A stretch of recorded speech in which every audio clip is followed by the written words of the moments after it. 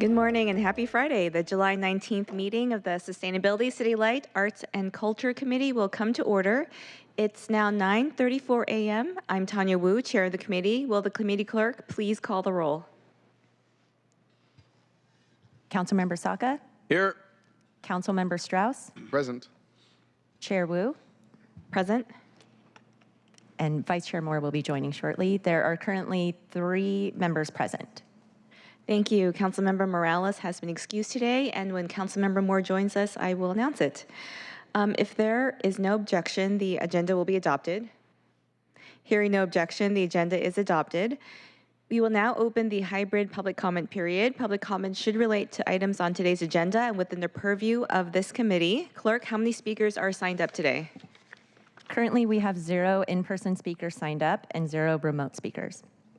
Thank you. As a reminder, members of the public are encouraged to either submit written public comment on the sign-up cards available on the podium or email the council at council@seattle.gov. So we will move on to our first item of business. Will the clerk please read the first item into the record? Agenda item 1, Arts and Culture Roundtable for briefing and discussion. Thank you. Will the roundtable presenters please come to the committee table? And once again, when ready, please introduce yourselves. And while we wait, I want to give a special thank you to King County Councilmember Claudia Balducci. Thank you for all that you have done and for being here to have this discussion with us.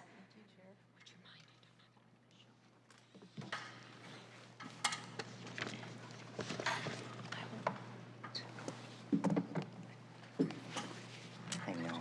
I have a little scratchy throat, so I want to give you a little bit of distance. Yeah, don't make me so Good morning. Sorry, let me pull up my notes. Well, I am thrilled to be here with all of you today. I'm Manny Kowalin. I'm the Executive Director for Inspire Washington. Of course, we are your cultural advocacy organization. We believe in the uplifting power of science, heritage, and the arts. Today, I am really excited to brief you on something that's so close to my heart, the Doors Open program of King County. And before we get started, I want to give you a little context of how this came to be. I think it's really important for all of you as authorizers to understand the long history that preceded the passage last December, so you understand what the intent was. How did this happen, and understand there's a long road with a lot of impressions and champions and people and visions. So let's go back to 2003. In 2003, Seattle was a very different place. I think we all look favorably back to that time in Seattle. We were booming, McCall Hall had just opened. We had really leaned into cultural infrastructure. And of course, everywhere you went, there was just a vibrancy. And I think we throw that word around a lot, but what vibrancy really means is people out and about, connecting, laughing, right? Enjoying things, experiencing things together. So I want you to imagine how authorizers, elected officials like you wanted to drive more of that in Seattle and throughout King County. Where was I at the time? Well, I was finishing up a residency at the old Rainer Vista housing community. For 5 years, I worked with Cambodian American children because their refugee parents wanted to make sure that their children understood their experiences and how they came to America. And we explored that conversation through arts and culture. So that's my way of saying all across the city, there were passionate arts people leaning into community, but there was more that they wanted to do. So therefore, the Puget Sound Regional Council did a tour, and actually Claudia was on that tour, to Colorado, and they wanted to look at all the things that were driving prosperity in other communities. And what they saw in Denver, Colorado was a taxing authority which was driving an incredible amount of support to cultural organizations for the purpose of driving that type of vibrancy, that connection, that joy within their communities. And so began a long road of us trying to figure out, how do we bring that to Seattle? How do we really reach out and serve communities that are not experiencing the joy of science, heritage, and the arts because of the cost, or the issues around transportation, or the lack of outreach, just the lack of resources. And so eventually that idea played itself out within state government, and the state legislature created the Cultural Access Program in 2015. We had made an attempt to authorize it and adopt it in 2017. We were on the ballot. Access for all. We lost by a mere but significant enough 4,500 votes. And we never lost sight of wanting to do this right and really create the program that would serve the vibrancy in Seattle, that would connect communities in every neighborhood to arts and culture, but to recognize that in Black Diamond, in Maple Valley, in Bellevue, in Redmond, Woodinville, and on, there were communities that didn't have the same level of access. And that's why we are so thrilled that Doors Open was passed last year on December 5th with unanimous support of King County Council. And this is now the third cultural access program, because we have a program in Tacoma and we have a program in Olympia. But today we're really gonna talk about what happened, why this was created, and also what we imagine the tangible benefits will be for our communities in regards to job, in regards to quality of jobs, in regards to quality of life. Again, that vibrancy that I think we're all craving more and more in Seattle and throughout King County. So let's get started with the first slide. Thank you, Manny. Good morning, Chair Wu, council members. My job in this presentation is really to set up the conversation. Rather than a monologue from me, what I'm going to do is go through slides and invite color commentary from the experts at the table so that we can have more of a dialogue, less of a monologue. So as you bear with me, I'm going to be the operator of the slides. Okay. Nothing's happening.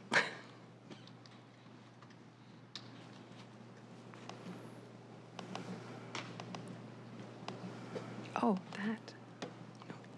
Oh, thank you. Okay, so slide number 1.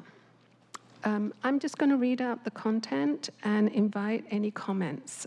So as Manny presented to us and set us up, the legislation and funding distribution model for Doors Open, this is just a general overview.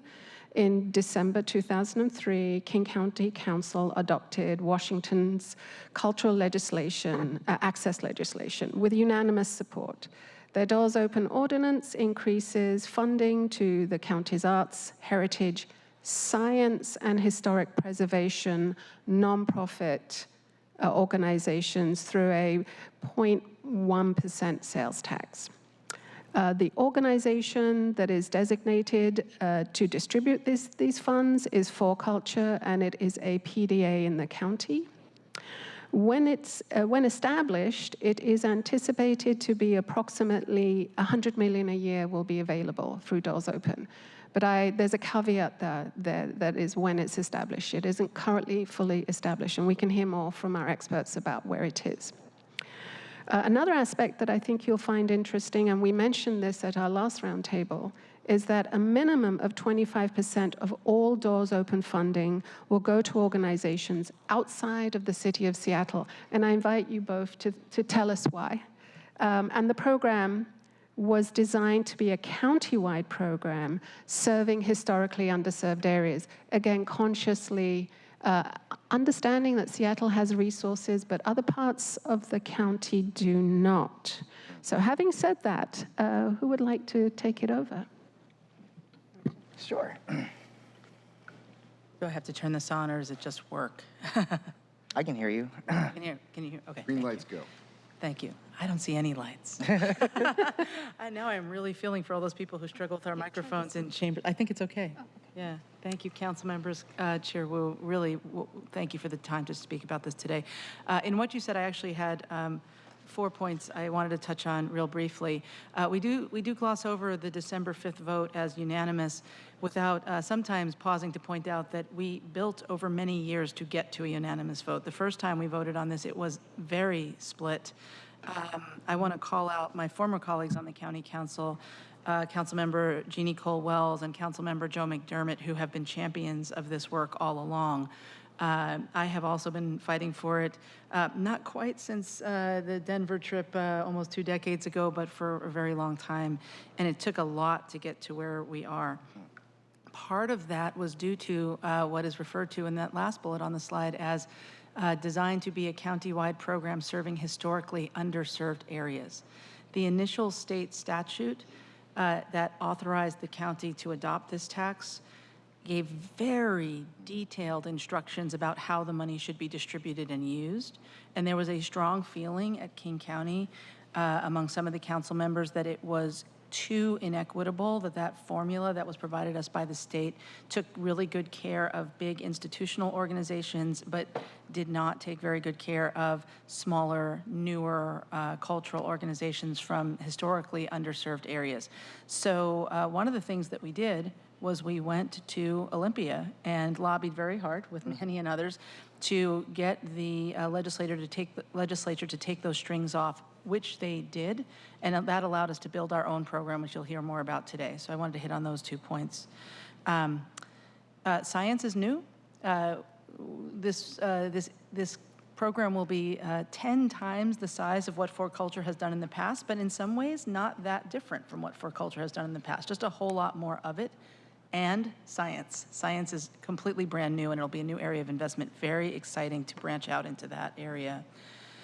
And then finally, I would say about the idea of the council at King County was the one who put in that 25%. The purpose of that was we've long had discussions about how do we lift up new and emerging cultural centers. If you're in Auburn, you want to have cultural activities and a cultural center, we could call it a regional or sub-regional cultural center in your downtown that you've been working so hard to grow. Places for your residents to come and have a night out and enjoy culture in their own city, but also for people to come into Auburn and spend some money and help lift their tax base. So the idea of the program is to lift all boats. And one thing that the council really wanted to make sure we concentrated on was helping to support areas that need capacity to ensure that all communities have access to cultural experiences. I represent the East King County, and I'll tell you that Bellevue had a vision of being a sub-regional hub of arts and culture for a very long time and really struggles to launch. That city, unlike Seattle, hasn't put a ton of money into the arts, and this is hopefully going to leverage this 25% and this investment from the county. Our hope and dream is that it will leverage local jurisdictions to also contribute so that together we lift those sub-regional areas as well. I hope that answered your question. Yes, well, thank you. This came up in our last conversation, which is as we are focusing on activating downtown, other downtowns are focused on activating downtown through arts and culture. So there's something, we could talk about that later, but that's something that I think would be interesting to acknowledge. Okay, so next slide.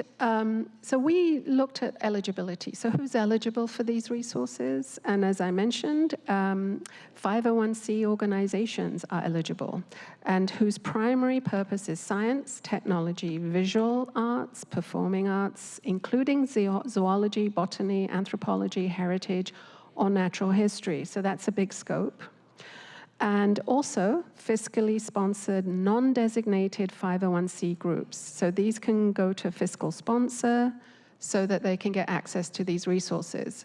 So potentially we have a big pool. Does anyone want to add to this? Sure, I'd love to. I look at this legislation all the time, and of course, it's really specific to me. When I look at this list, I know we're talking about the Pacific Science Center. We're also talking about all of our wonderful museums, like the Henry Art Gallery, the Wing Luke Asian Museum, the broad array of performing arts that, yes, is significant to downtown, but is also significant to all of the neighborhoods that you represent. It is what happens in the Theater off Jackson in the International District Chinatown. It is what happens at Arts West in West Seattle, just to name a few. And of course, it's the science that people usually have questions like, what are those places? Do those places matter to our Seattle communities? Absolutely they do. Millions of people visit the Woodland Park Zoo every year.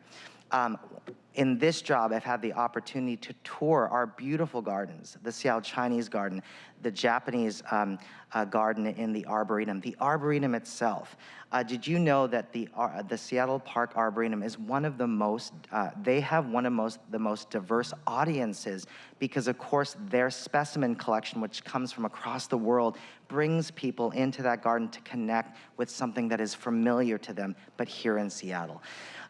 So, of course, this is a list, but there's color and detail in this. All of these organizations bring vibrancy and connection, and of course, because if you're like me that takes your nephews and nieces to the zoo, it's not just a trip to the zoo, it is always hamburgers and fries, it is usually the bus, it is a lot of things. I'm surprised to have any money left after that trip. So it is vibrancy and connection, and of course, a joyful afternoon that we're gonna remember forever. And going back to our conversation last time, Manny, we talked about residual spending, how non-for-profits trigger residual spending. And if we remember back to that mapping of what nonprofits were, that sun, this is the center of that sun. So the people that produce art. Now, obviously, we also have science, technology, zoology, much more. That's the culture part. So I think that's good. I think that's really positive that we have further investments in this sector because they are really struggling post-pandemic. Anything else before I move on? I'd love to ask, with Office of Arts, why is that supporting organizations or artists that are fiscally sponsored, why is that important to this type of program? Because it's about access to resources. And some groups that are very new haven't formally organized. Our office doesn't just work with nonprofits. We also work with folks who are for-profits, but others don't have any organizational structure. And therefore, being fiscally sponsored allows them to tap into resources and do projects without going through the legal process of organizing.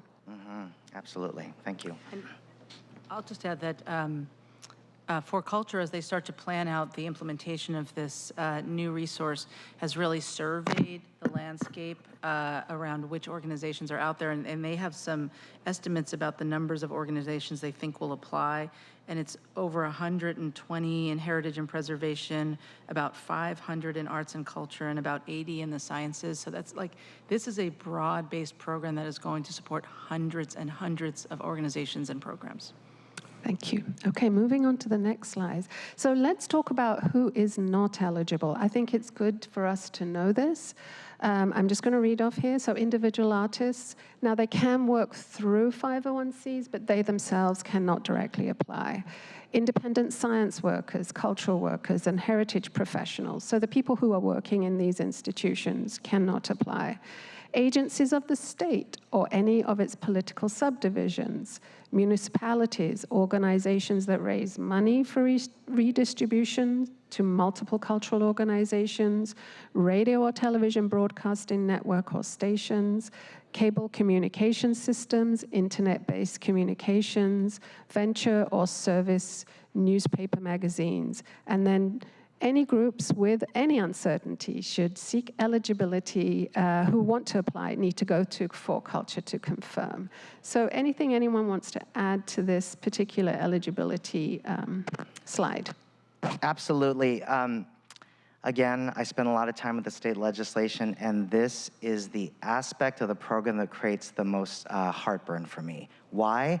Because there's a tremendous amount of important work that happens within some of these definitions. For example, internet-based services. There is a wonderful organization called Densho, and they tell the story and document the stories of Japanese Americans, and they've done oral history interviews, and they put them online. It makes it the most accessible way for communities to hear these stories. We have HistoryLink. My dad is such a Seattle history buff. He is always sending me links from HistoryLink so he can show me what a building looked like when he was a kid. These are important. These are cultural. The state legislature probably didn't have a really good understanding of the full breadth of what creativity and cultural programs are. And I know that For Culture is really with their lodging tax, will do their best to make sure that all boats rise. But this is my way of also saying that Seattle's support for these types of things are also really important because the support is necessary. Yes. We do support HistoryLink as well as individuals. Councilmember. Councilmember Strauss? May I thank you, Manny, for that clarification in the example. So if Densho, though, was to put on a physical exhibit from their work that is based on the internet and travel to either schools or have it in a fixed location, whether it's Auburn, Bellevue, or Ballard, would they then be able to qualify because they're not just internet-based? That is a detail that really is, I'm not the person that will be giving out the money, so that's a detail to work out possibly. I know that we had these questions when we were on the ballot in 2017, the same thing about Densho, the same thing about KEXP. They are a radio station. They do concerts as well. So there's a lot of examples of that. And I guess really, I think that's something that can be worked out. But the point is multiple pots of money, in multiple investors that care about the same thing, create the flexibility to ensure that each valuable program is supported and therefore the communities they serve are not left out. And to be clear, we do not have those restrictions in our office. We do fund KEXP, we fund History Links. thank We you. don't have the barrier of, virtual versus in-person. We, as well as working with individuals, for-profit organizations too. So we have a broader scope than this particular legislation. I'm so glad. Yeah. I think we complement the funding that way.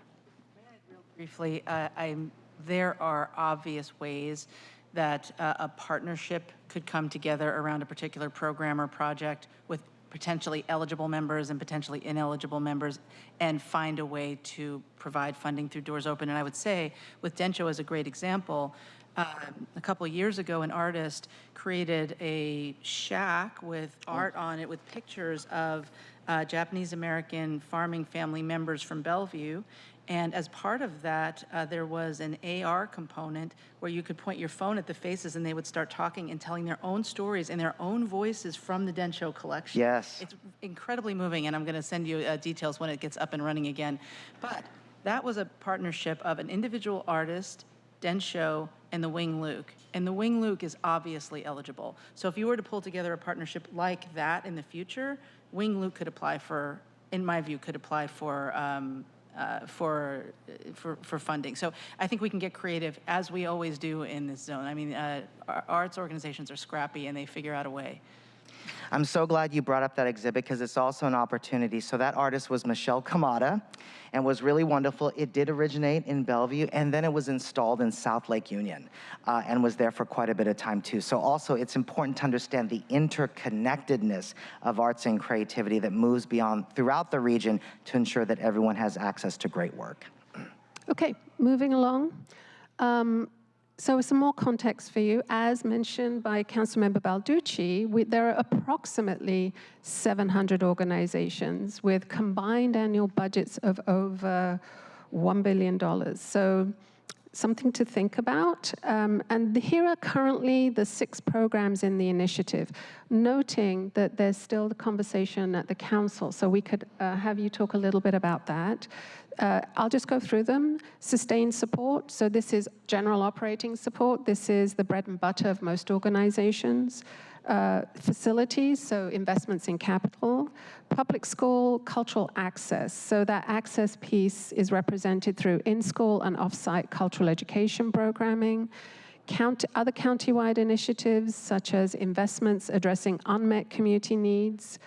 There's a launch program. So this is startup funding for new and emerging organizations. So in a way, Doors Open will stimulate more organizations to apply.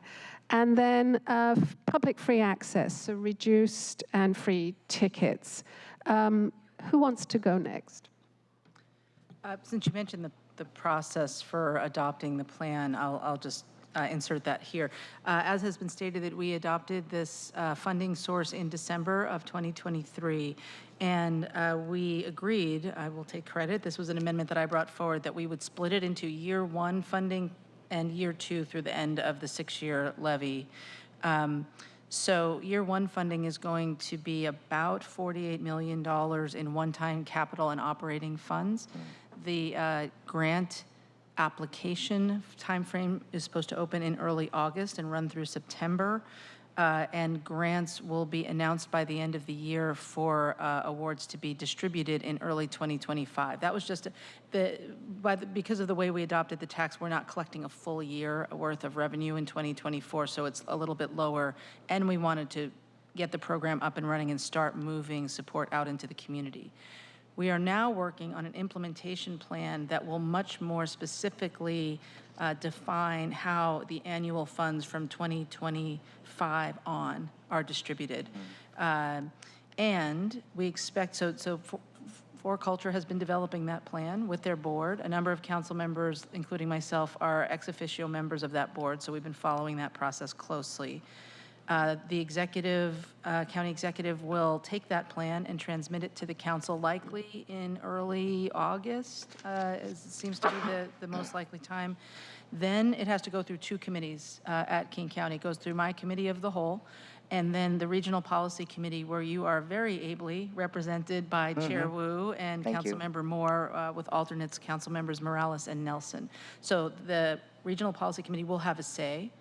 As a reminder, what that committee adopts, the county council is required to either adopt it without further change, or if we make any changes, we have to go back to Regional Policy Committee. So it's not just advisory, it actually has a say, and you will be able to sit there and be represented to have that say. Our final action is scheduled for later in the year, hopefully to have the ordinance take effect by January 1, 2025, and then govern what happens throughout. The program itself is likely to look very similar to what is on the screen, and but there are some big discussions to be had, including things like what are the possible maximum size of the grants? There's been a lot of discussion about big programs. Some of your major institutions need capital investment, and Doors Open should be a big part of supporting that. What size of grants are possible?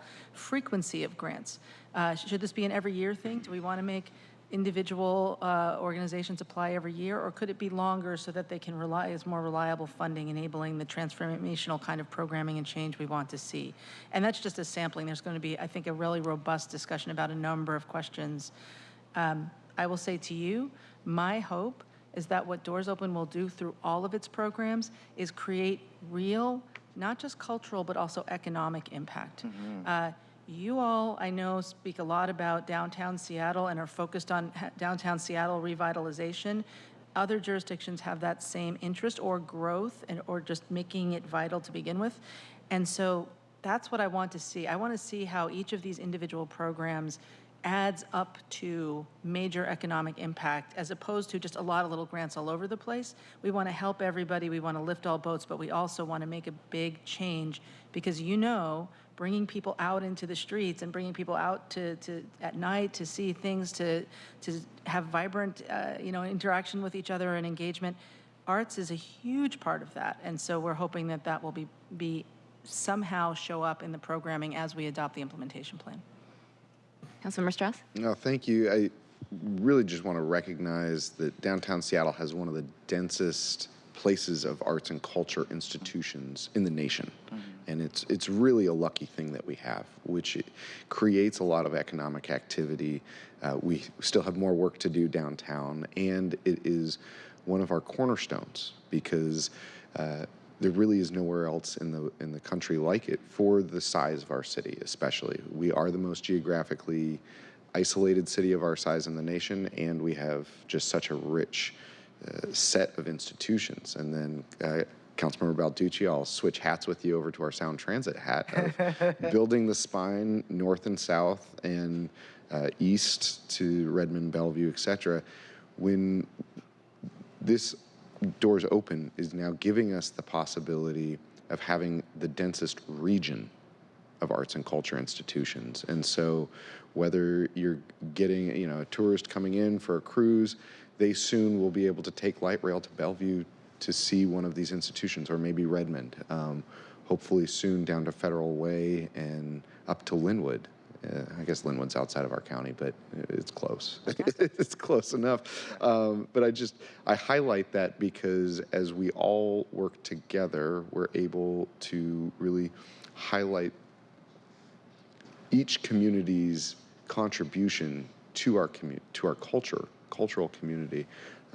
It's just a very exciting opportunity, because it's not just Seattle that we want to have this rich vibrancy. We want the whole region. Thank you, Councilmember. I want to add that we were curious about, out of that 700, how many were in Seattle? So we did an informal count of who applies to our programs that are nonprofit, arts and culture. And we found 546 organizations. We knew that was an undercount because we know some organizations that don't apply to us.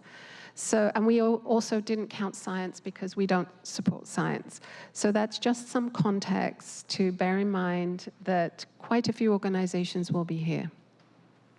You know, the one thing I want to add about this list that really excites me as someone who has worked in science and heritage for so many years here in Seattle is this opportunity. It's super personal. When I did work at the Northwest Asian American Theater, eventually our 10% deficit that we carried year after year eventually led to the closure of that organization. Financial instability will eat away at your work, even though the work is important to the community. Especially in Seattle today, this is the most expensive place to do cultural and creative programming. Also, one of the things, when I worked at Youth Theater Northwest, that public school cultural access, we got a phone call. I'll never forget the phone call that we got from North Bend because there was a school. They didn't have money for a drama teacher, and they wanted somebody to come up there and direct a show for the kids that wanted to be in a show. And we didn't have the money for it, so my education director, because we didn't have the money to hire on, she drove up at 3 o'clock every day to North Bend to make sure the kids could perform in Seussical the musical. But we had to put our money into that because it was important to them. So knowing that there will be resources just like that, and it goes beyond that kind of example, but resources for students to experience the joy of creative programming, and of course the important social, emotional skills that come with that. And then launch program. You know, I was on the board of Cultural Access Washington when we put Access for All on the ballot in 2017. One of my outreach areas was Black Diamond. I went up there almost every weekend and talked about why this program was important, and it was devastating to me at the end of the day after the vote that that was the community that had the lowest amount of support. And when I had those conversations, why we only garnered 18%, their answer was simple. We don't have enough cultural programs here. I can't figure out where that money will come in. That is why the launch program provides opportunities in Ballard, in West Seattle, in downtown, and in Woodinville and Shoreline for creative people to have an idea and to create something that will serve the community.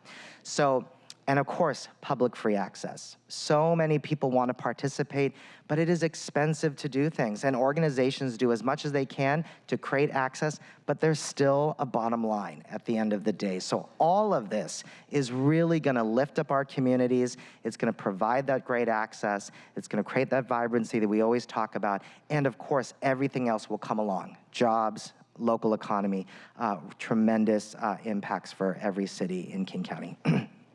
So moving on, I think this is an interesting aspect of the program that not many people understand, and I'd really look to you both to help us understand it better. So there is a legislative mandate. It's called the non-supplantation clause for county funding, that any funding usually and customarily provided to cultural organizations similar to funding that would be available to those organizations under this chapter may not be replaced or materially diminished as a result of funding becoming available under this chapter. Help us understand what this is in plain language, please. Sure, in plain language is, and I'm talking from the view of the legislature of 2015. They recognized that all of these opportunities were really important. There was no direct revenue stream that came from public government, but they also understood that all across the state of Washington, there were existing revenue streams. But the point is, it was not to replace it. The problem wasn't that there was something wrong with investing current money. The problem is the existing money wasn't doing enough. And so therefore, by not supplanting it, by adding this new level of revenue to support access to science, heritage, and the arts, the legislature felt this is it. This is how we serve the people that aren't coming into the museums or sitting in the performing arts centers. They felt that if you supplant it, then there's no advancement. There's no greater access. There's no real outreach that's happening. So one thing that, when I talk about the story about cultural access, I'm always talking about the opportunities that we don't have the resources to pursue, and that very much is a story that's important to have here in King County. especially in the city of Seattle, just because it's the most, I just finished up a 30-city state tour. I was in Klickitat County, for example. No place is as expensive to do cultural programs. The gaps are bigger right here in Seattle. And one other thing to add is that the nonprofit creative sector is still struggling post-pandemic. Yeah. As federal funding is now moving away, they're looking at fiscal cliffs. So I think they could use every single penny they can get in order to maintain, sustain, and then grow. I will add that as we adopted our ordinance at the council in '23, when we adopted the program, we added a statement that affirmed that we would not replace or materially diminish funding available under this chapter. And for us, as Manny pointed out earlier, that's largely the lodging tax. Our current cultural arts heritage program is funded primarily by lodging tax. And lodging tax can be used for at least 3 different things. It can be used for arts and culture, economic development, and affordable housing. And we made the commitment that we would not shift our current funding pie, if you will, the wedges of the pie, in order to do this. So we will add the Doors Open funding on top of that, and then create a program that distributes all of it. I'll also say that it is our hope and our dream, and the council members over the years have talked about the fact that we want this to be transformative funding. When you have this kind of a brand new resource at this magnitude, you really want to see transformational things happen.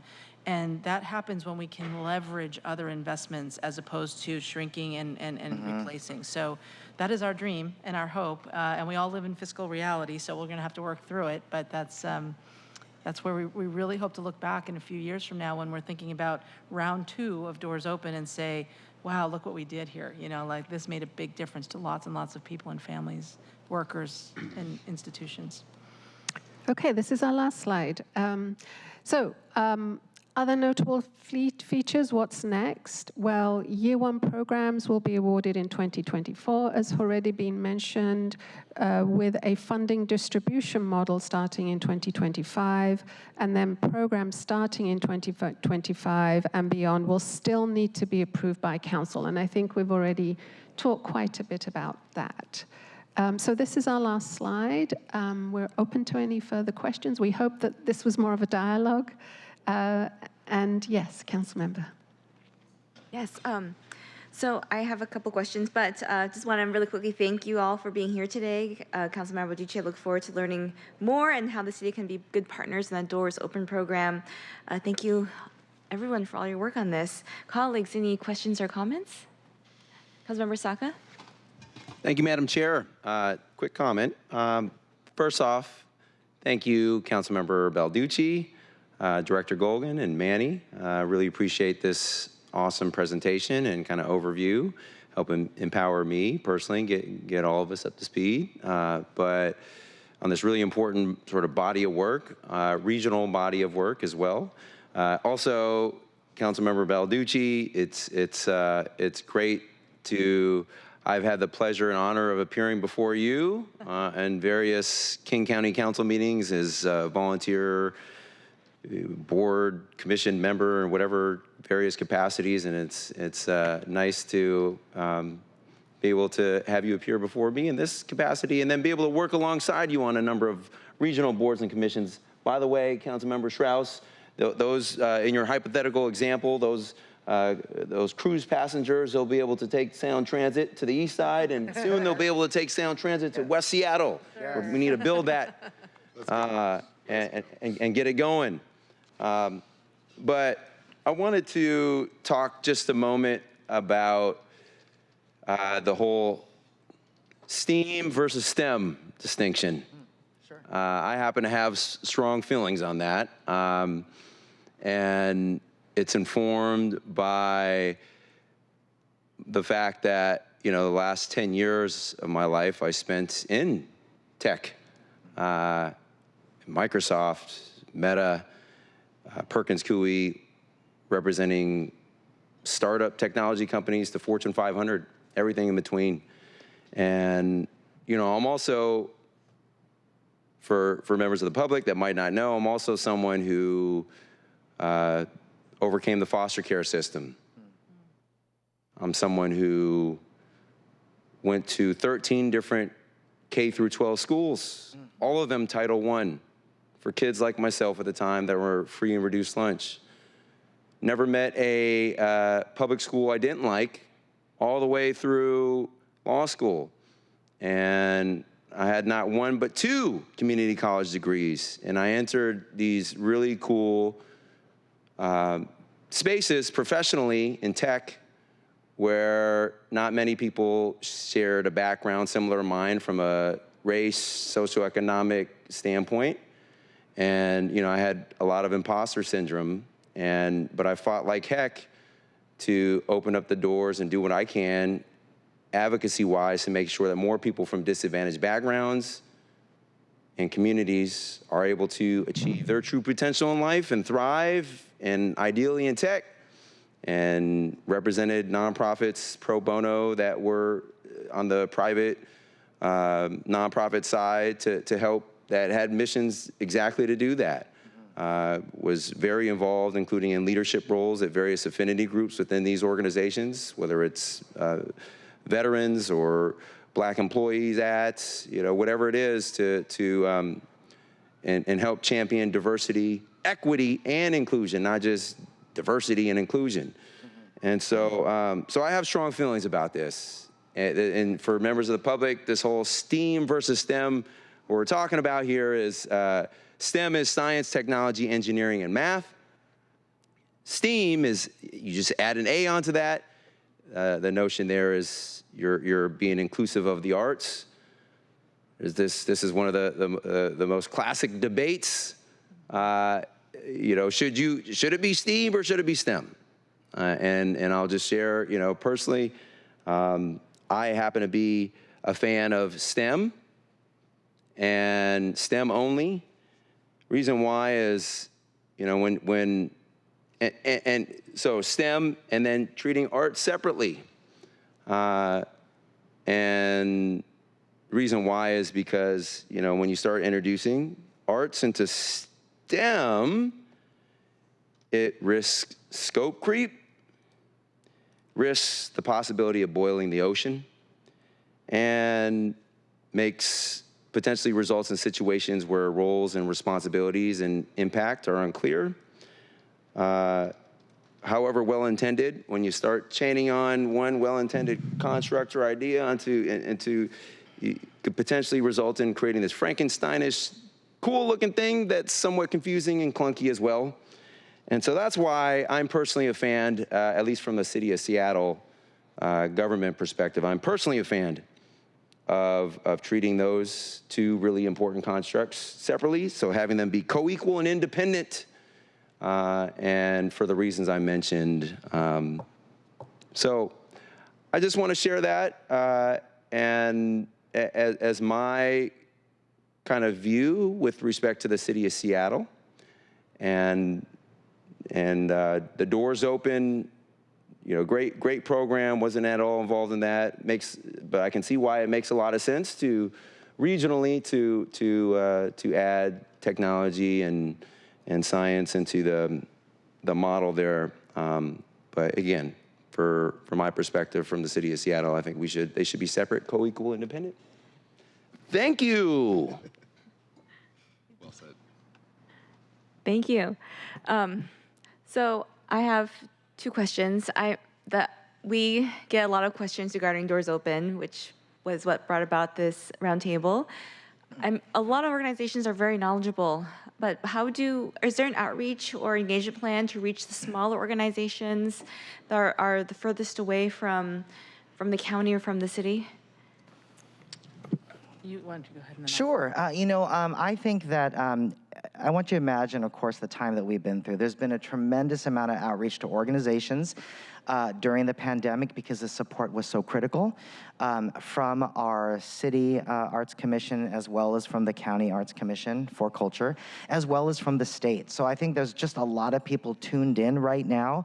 I have full confidence that For Culture has the resources and the heart and the drive to do all of that important outreach. And of course, there's great partners. It is very important to Inspire Washington as well, that everyone that is eligible is applying. Information is power. That's why we do 30 cities and tours, 30 cities and towns across Washington every year. So absolutely, that's going to be an intention of the program. We also have a 7-year authorization period, so I think that more and more people are going to get on board and understand where the opportunities are. There is imagination that will take place through this. I mean, there's imagination with those artists that live in the Snoqualmie Valley, imagining that they could create a poetry center and they could apply for a launch program. So it is not just about information, it's about feeding folks and their cultural imaginations. I would just add, Council Chair, that For Culture, in building both the proposed ordinance that we ended up amending and adopting over the years and adopting at the end of last year, and the implementation plan, have conducted dozens and dozens of community engagement sessions all over King County. They have made an explicit effort to try to reach the folks that don't already know For Culture exists. And they've done in person and online, tried to be accessible in every way. I would be happy to take away your interest in that and make sure that we get a more detailed piece of written information about what the outreach has been. And if I may, I'd love to just say a quick word of comment to Councilmember Saka. I heard that, and thank you for sharing that very clear interest and your background and personal story. I want to be sure that we're clear that the science aspect of what had been an arts, culture, and heritage program, and heritage and preservation, was added by the state statute. So that's what we have to work with. Those are the topics. But as we implement it, and it might not have been clear, there will be 4 different programs: arts and culture, heritage, preservation, and science. And they will be different teams with different grant programs. These different types of things, public school access, free access, building for equity, will apply in each of those 4 different programs, but they will be separate. There's a team that's being hired to do science. So we can't wholly say that'll be over in a different place and we're not going to fund it with this money, but we will keep the chocolate and the peanut butter kind of separate in that way how this is implemented.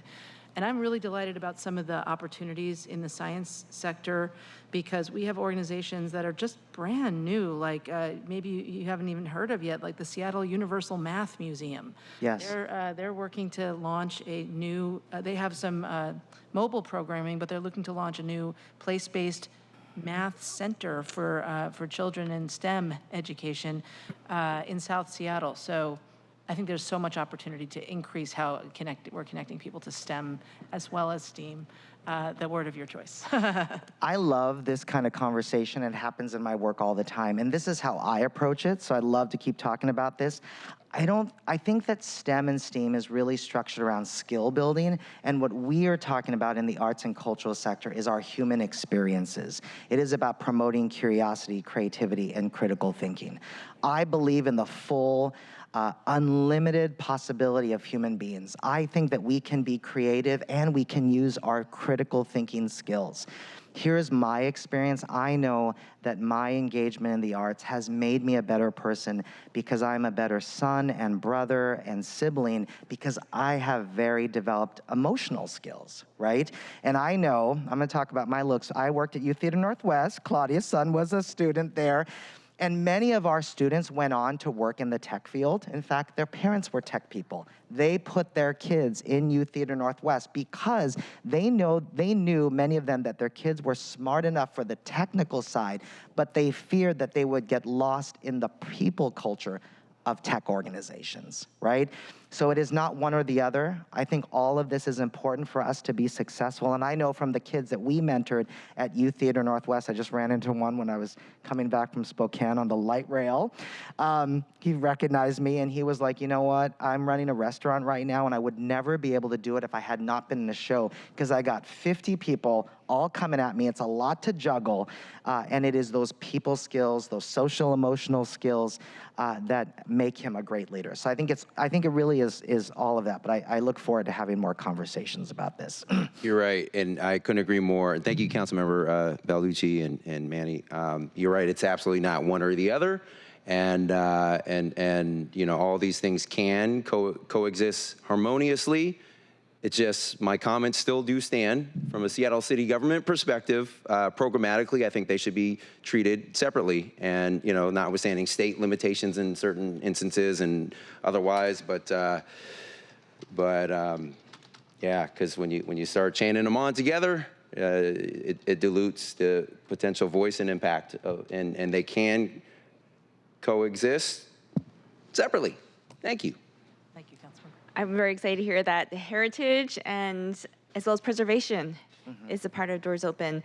I've worked with For Culture. I applied for grants from the organization, had an amazing time, and had great guidance throughout the entire process. And have even came back and was sat on a couple of committees to choose grants or who to grant money to. And the organization is amazing. And so I'm very excited to hear that they will be able to expand, hopefully, their programming and their reach. And we'll love to hear more about that. So how can city council members, such as ourselves, and this committee be good partners with King County? And this also applies to, you know, your work, Manny, and to Director Kaim, in your advocacy work. You know, what can we do for the city of Seattle to help this program in the county?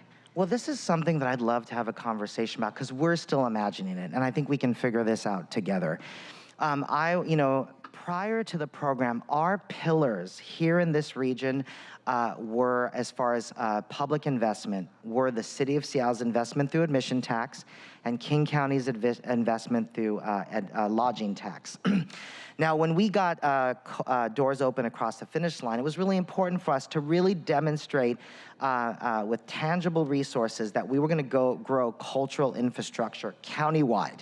And that is why we have that 25% provision for a minimum of 25% funding going outside the city of Seattle. A lot of that was envisioned as a way of balancing, right, with the city's significant investment.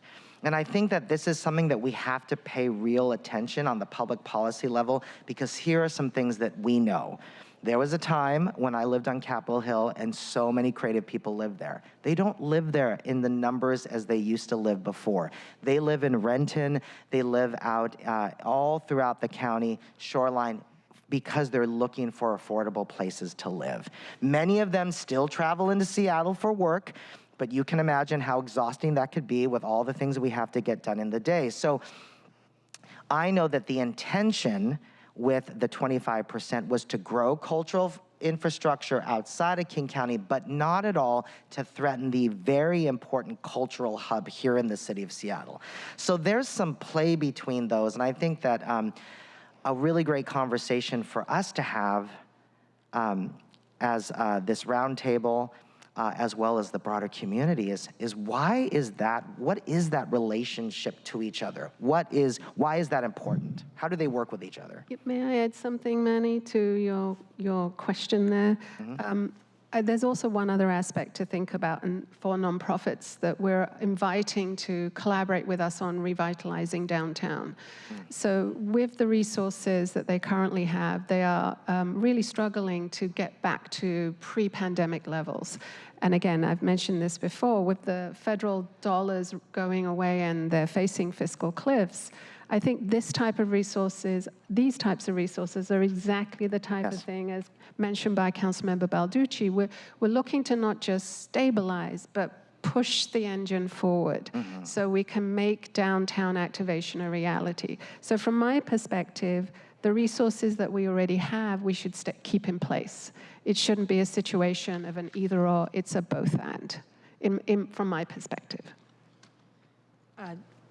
I'll just add, on a very mechanical level, please do engage in and give us your sincere input into the implementation plan. That is going to help us make so we voted for the funding, You're welcome. Thank you. But we want to make the implementation and the distribution of the funding have the greatest impact, and that requires the knowledge that you all have of your city and what the other cities have of their cities, so that it's not King County Council just making those decisions. So please do engage in that via the RPC or any other way you would like to, right? Be in touch with us, with your council members. I want to second Manny's and Councilmember Strauss interweaving the issues. So much of what you all do and what we do, transportation, housing affordability, it all works together to build a vibrant community and economy. We do hear a lot from people in the creative sector who have jobs, and it's not just people who stand up on the stage. It's the people who work the lights. It's the people who engage with the public to make sure tickets are getting out. It's all, so many jobs. It is a very large sector and a percentage of Seattle's economy. To your point, council members, Seattle has always punched way above its municipal weight in terms of arts and culture, and that's just a lot of jobs. So but those people can hardly afford to live in our county anymore, let alone the center city. So continuing to work on those interlocking issues as we build this sector will be so important for us all. And then finally, I really want to thank and commend the city and the city council for being such leaders in supporting arts and culture and seeing the value of arts and culture and science and heritage and preservation. I want to see other cities, I want my cities and all the cities of King County to follow and join that, because together we have such strength, and leveraging that strength means that we can really, really make this an incredible pivot point for the future of our region. So thank you so much for having us, and thank you for asking that question.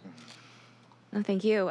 We've been hearing loud and clear that people are worried that doors open funding, that we have to preserve our current funding and not allow this piece of funding to replace that or in lieu of, and to be able to preserve those services and grants and opportunities.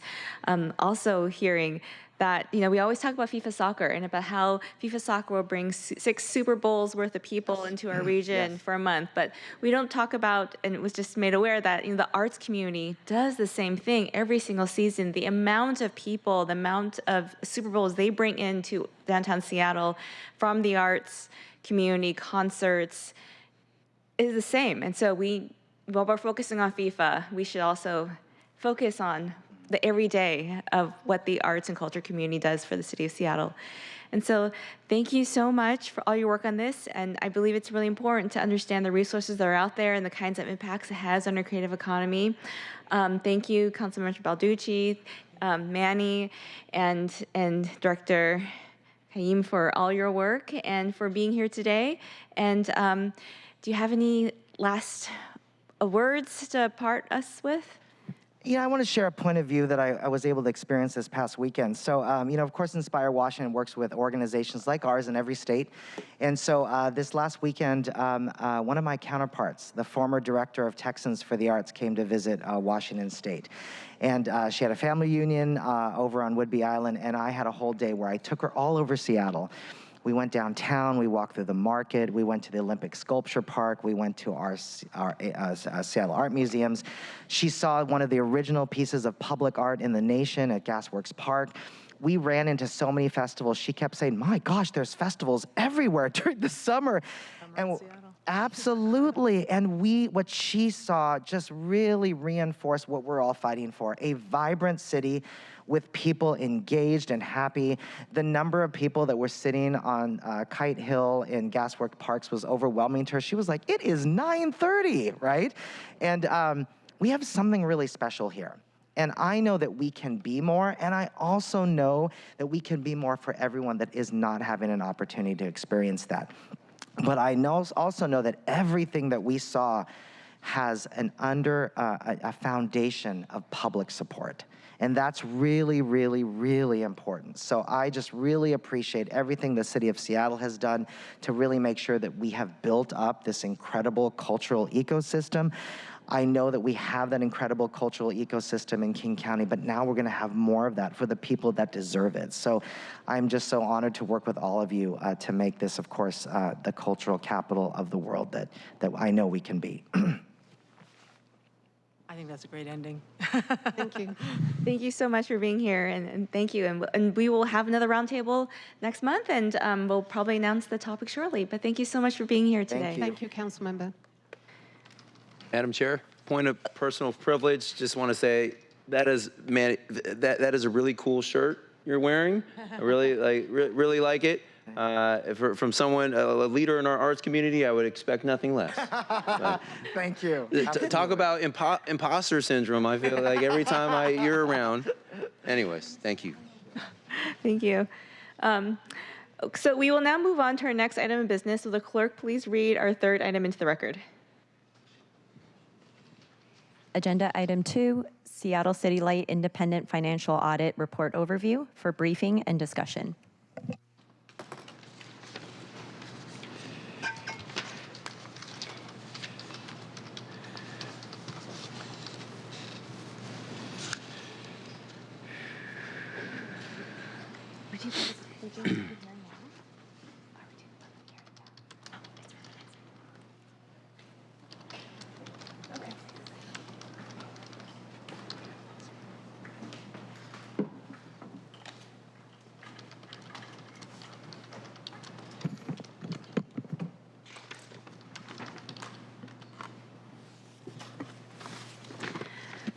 So thank you for being here today. Go ahead and begin when you're ready. Hi, I'm Jewel 11, General Accounting Manager. Hi, Natalie Hayashi, City Light Controller. I'd also like to introduce Aaron Worthman. Aaron is the Baker Tilly principal who is in charge of the Seattle City Light Audit.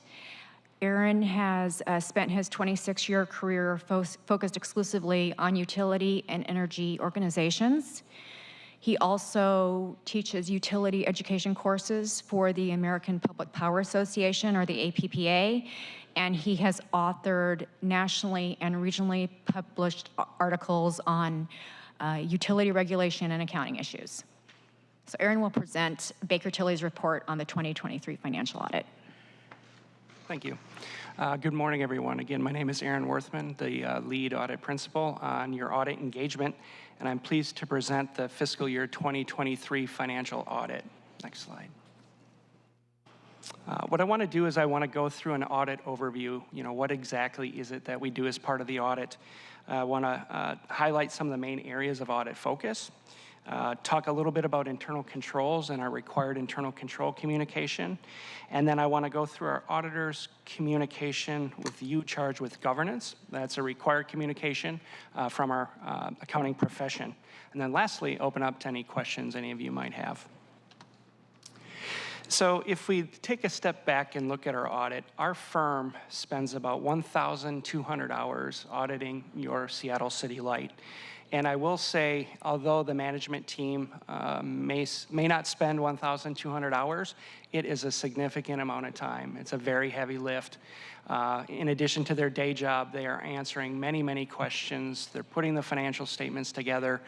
So there's a ton of work involved, and we think they did a great job, and we appreciate all their help in that.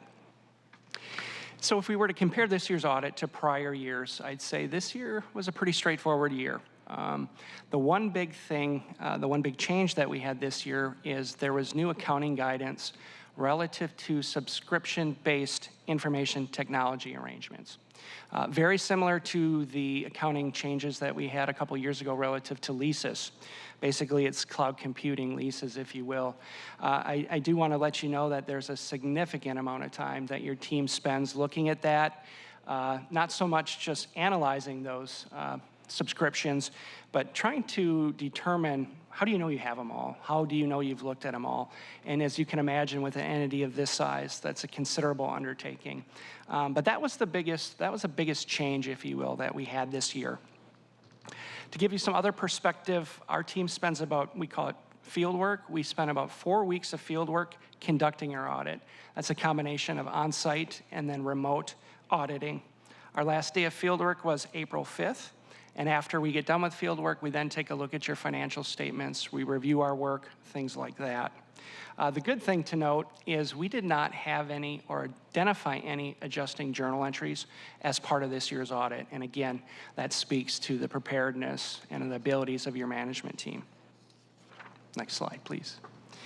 So our audit is performed in accordance with generally accepted auditing standards. Those are the standards that we're required to follow as your audit firm. In addition to that, we also have to audit you in compliance with government auditing standards. Those are additional standards relative to our continuing professional education, the supervision of my audit team, due care, quality control, and then the independence of your audit team. With our audit objective being reasonable assurance that your financial statements are free from material misstatement. At the end of this year's audit, your financial statements have received an unmodified opinion, which is also known as a clean opinion, which is the highest level of assurance that we can provide as your audit firm. Next slide. So if we were to take a look at the audit, just to give you some perspective as to what do we look at, what do we do, I'd say roughly 30% of what we do is specific to internal controls and testing those internal controls, most of which, not surprisingly, would be in the information technology area. So much so, in fact, that we have a certified information systems auditor go about and conduct that testing, and they function as part of our audit team. But that's about 30% of what we do. 40% of what we do then is specific to what we call substantive testing. That's the nuts and bolts of our audit, if you will. That would be taking a look at source documents, whether they be invoices, individual bills, fixed asset additions, your plant retirements, things like that. But that's about 40% of what we do. And then the last 30% is specific to taking a look at your financial report and then the planning that goes into our audit. So what I've done here is I've kind of outlined the main areas of audit focus. And I think if you were to look at your financial statements, none of these should really be a surprise. If you look at your balance sheet, the biggest item on your balance sheet of this organization is going to be your plant and service, your fixed assets. So we do spend a significant amount of time auditing fixed assets. I mentioned information technology before because that kind of sets the base for all of your internal controls, and most of your internal controls are information technology based. Revenues, accounts receivable, billing, environmental liabilities, it's Seattle. I mentioned leases and the subscription-based information technology arrangements. Obviously your expenses, your expenditures, and your accounts payable, payroll, and financial reporting. But these are the main areas of audit focus. Next slide, there. So I had mentioned earlier that we do provide an opinion on your financial statements, and I talked about internal controls, but I do want to stress we do not provide an opinion on internal controls. However, as auditors, we're required to communicate to you if we identify any material weaknesses or significant deficiencies in internal controls. So as part of our audit, the profession requires us to categorize the severity of internal control breakdowns or lack of internal controls. The most severe would be a material weakness, and that's any breakdown in controls that would lead to more than a reasonable possibility that your financial statements could be materially misstated due to that breakdown. And we did not identify any material weaknesses.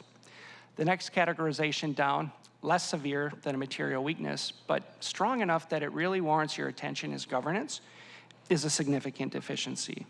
And we did not identify any significant deficiencies in your internal control structure. Now, I will say as part of any audit, whether it be when we're auditing your peers or your organization, we will almost always have minor control improvements or industry best practices, things like that, and we will communicate those with management. However, just note that we did not identify anything that we would deem to be material or significant. Next slide. Going through the required communications that we have with you as governance, one thing to note, if you haven't looked at the statements, one thing I'd urge you to take a look at closely would be the significant accounting policies in Note 1. Again, there are accounting policies that your organization uses, an example of which would be your capitalization policy. While we as auditors are required to look at those policies, we're engaged to make sure that they comply with generally accepted accounting principles, and not only that the policies comply, but that you're following those. But again, that's in Note 1. Now, I often get asked by governing bodies, when you're looking at financial statements or when users of your financial statements are making decisions, what areas should they pay specific attention to? And I will say those areas almost always deal with significant estimates. So much so, in fact, that we're required to communicate in your financial statements what are the significant estimates within those. And you have quite a few. One would be your net pension liability, because that is a significant estimate. It's a very large number. It's determined by actuaries. Your self-insurance claims, your allowance for doubtful accounts, excuse me, on your billing, your net other post-employment benefits, your unbilled revenues, and then your environmental remediation liabilities. So when we take a look at these estimates, for instance, your pension liability, can I sit here today and tell you that the number within your financial statements is 100% accurate? Your liability is that exact number? I can't, but what I can tell you is within those statements, it provides a range. It takes a look at your discount rate. It shows, based on the actuary's discount rate, and 1% more and 1% less, what's the range of what that estimate would be? So I can tell you, more than likely, your actual liability probably follows somewhere within that range. I also say that number fluctuates significantly with market, right? So if the market goes up, the liability goes significantly down. If we have poor market years, you'll see significant swings. But again, just wanted to illustrate the sensitivity of some of these liabilities. Next slide. If we had any significant difficulties encountered during the audit, I would disclose those. Just know if we had any significant findings or a significant concern or detection of fraud, this would not be the first time you'd be hearing about it. I would reach out to you separately before this meeting to have those discussions. But we did not identify any significant difficulties during this year's audit. Oftentimes, management teams will have, after year end, they'll identify, I'd say, insignificant audit adjustments, or not audit adjustments, but adjustments to your accounting books and records. However, given that they're insignificant, they will not go back and open up the prior year statements to record those insignificant amounts. But what we need to do as an accounting firm, an audit firm, is to take a look at what those are, get a listing of those to make sure that in totality or in the aggregate, they don't become material. So one of the things that you'll have in your communications letter is a listing of those waived entries. Those entries were created by your management team, so we did not find those. They provided those to our attention. We looked at them and determined those entries were immaterial. But just know, you'll see that in the communication letter as it's a requirement. But we did not identify any adjustments as part of your audit. If we had any disagreements with your management team on an accounting policy or any matter during our audit, we'd need to communicate those, and we did not. And again, we did not have any other significant findings or issues. So again, a very straightforward, clean audit year. Mentioned before, the biggest thing that governing bodies look at is, did the auditors have a lot of correcting entries? Did they find errors? And we did not identify any adjusting journal entries again. In that letter I talked about before in the required communications, we have a letter called Management Representations. And if you haven't, I'd urge you to take a look at that. And what it does is it outlines management's representations that they make as part of the audit process. It will include their thoughts on internal controls, the accounting policies that we talk about, fraud, and things to that extent. So again, if you can, I'd urge you to take a look at that to see what types of representations your team is making as part of the audit process and financial statements. If your team had any consultations with other accountants, so for instance, if they had questions on a questionable accounting transaction or something to that extent, and they reached out to a peer audit firm of ours, that peer audit firm would be required to communicate to us so we'd understand that these communications took place, and we were not notified of any communications like that. One thing you may hear about in the accounting profession and audit profession is the auditor independence.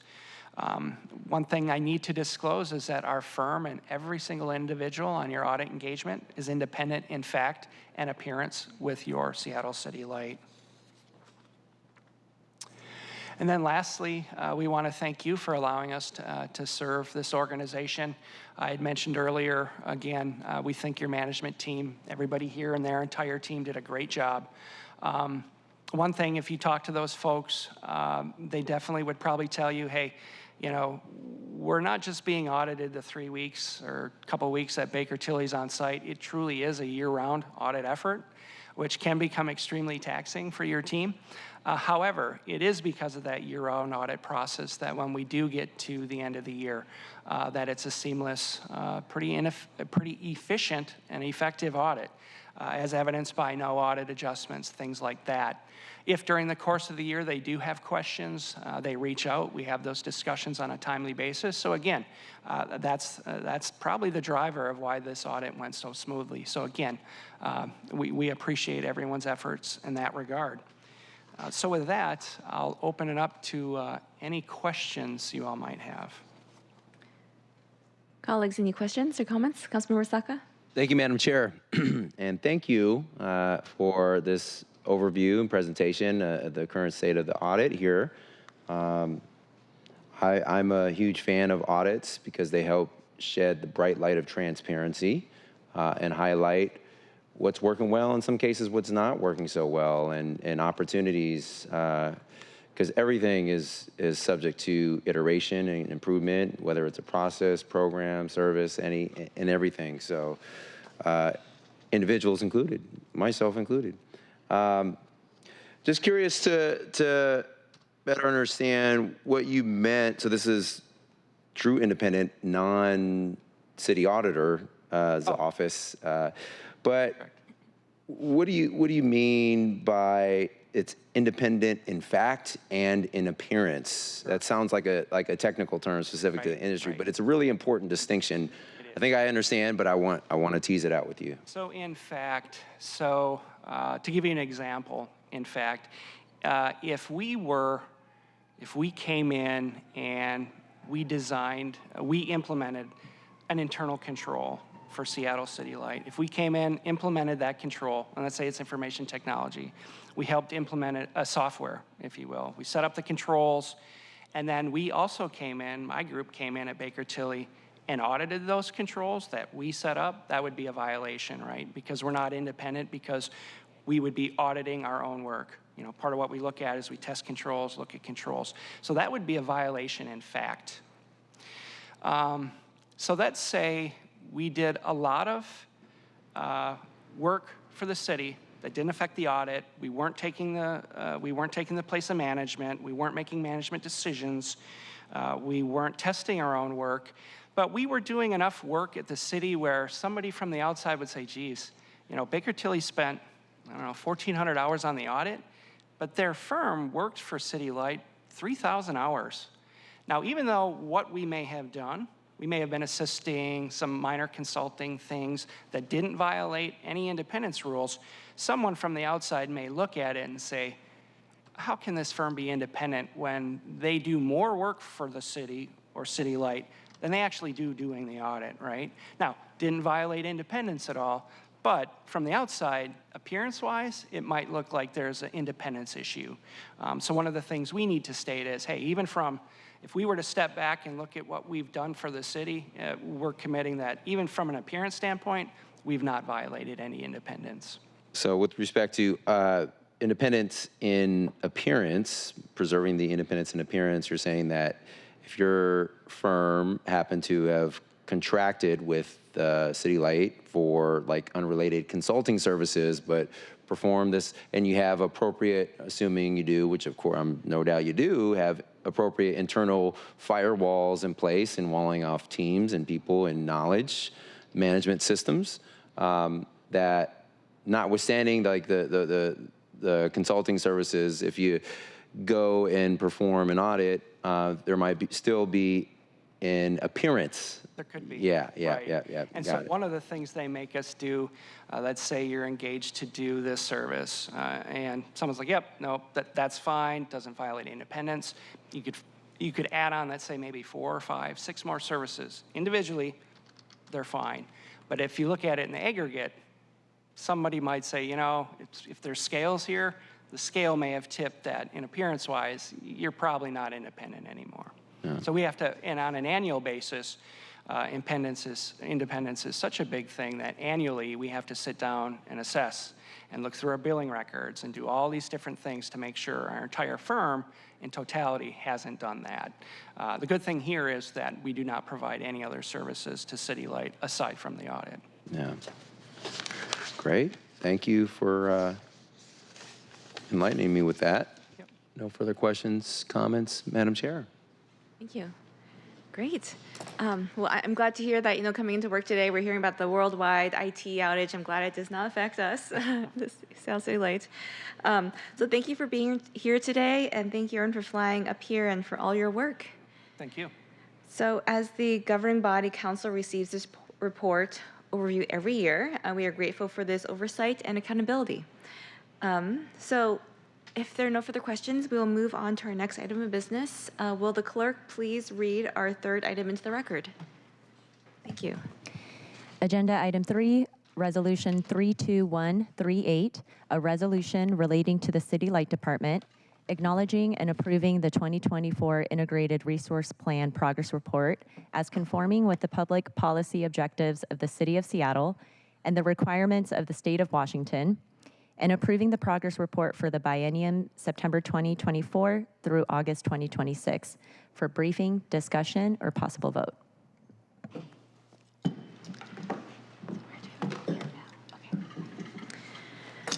So as presiding officer, I am now opening the public hearing on Resolution 32138. Clerk, how many speakers are signed up for this public hearing? Chair, we have no remote speakers and no in-person speakers. Being there is not a member of the public registered for this public hearing on Resolution 32138, However, I believe it will be important to schedule additional opportunities for public input so that we will have ample time to gather meaningful community feedback. This integrated resource plan is critical to how Seattle City Light addresses changes in customer power needs, existing power supply, and assumptions on new energy requirements. So it's important that customers have time to digest and understand this information, as it will impact the utilities cost and ultimately how rates are set. When ready, please introduce yourselves and begin. Thank you very much, Chair Wu, and we will introduce ourselves as we go along in our presentation.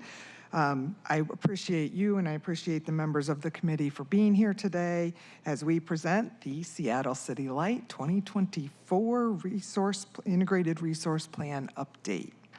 City Light's Integrated Resource Plan, or IRP, is a long-term study of our expected balance of future loads with the available energy resources to serve those loads.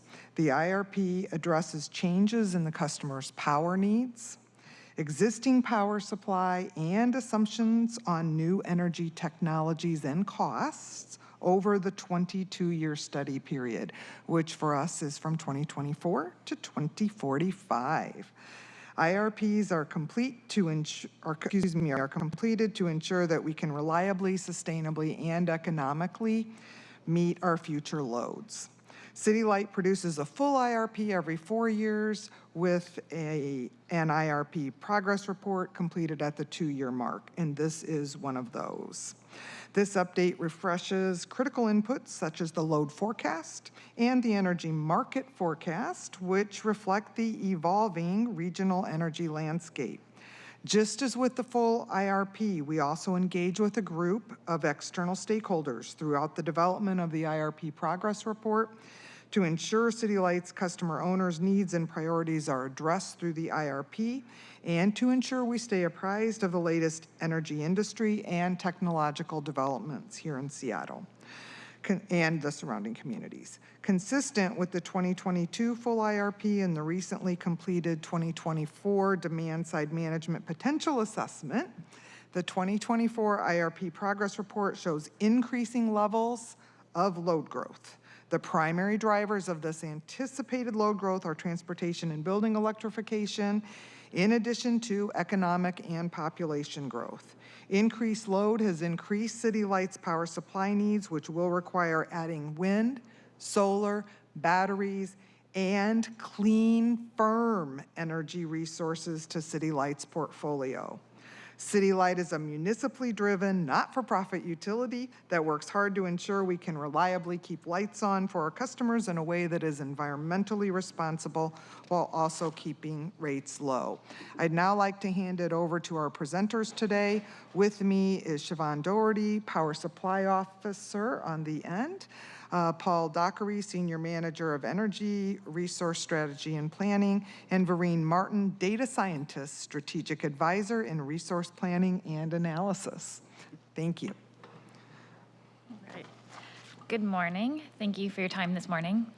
Today we're going to present on our Integrated Resource Plan Progress Report.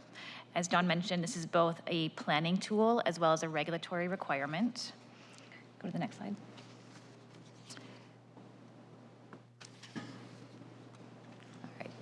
So today we're going to ask you to approve a resolution that acknowledges and approves the 2024 IRP progress report and allows us to submit it to the Washington Department of Commerce by September 1, 2024.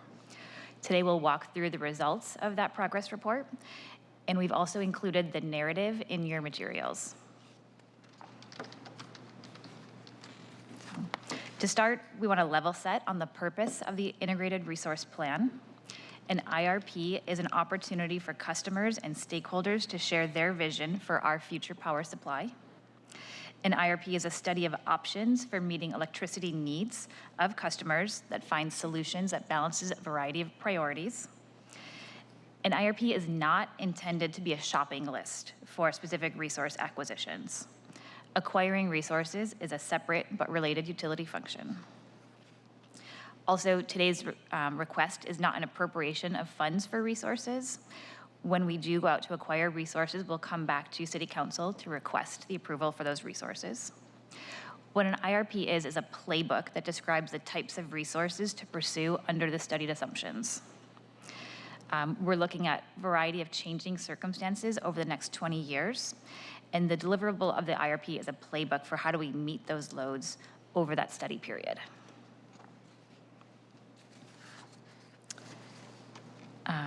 As mentioned, the Integrated Resource Plan is an opportunity for customers and stakeholders to share their vision for our future power supply. We engage with an advisory panel for that insight. The IRP advisory panel is a group of 11 advisors that provide feedback on the development of both the Integrated Resource Plan and the Demand-Side Management Potential Assessment.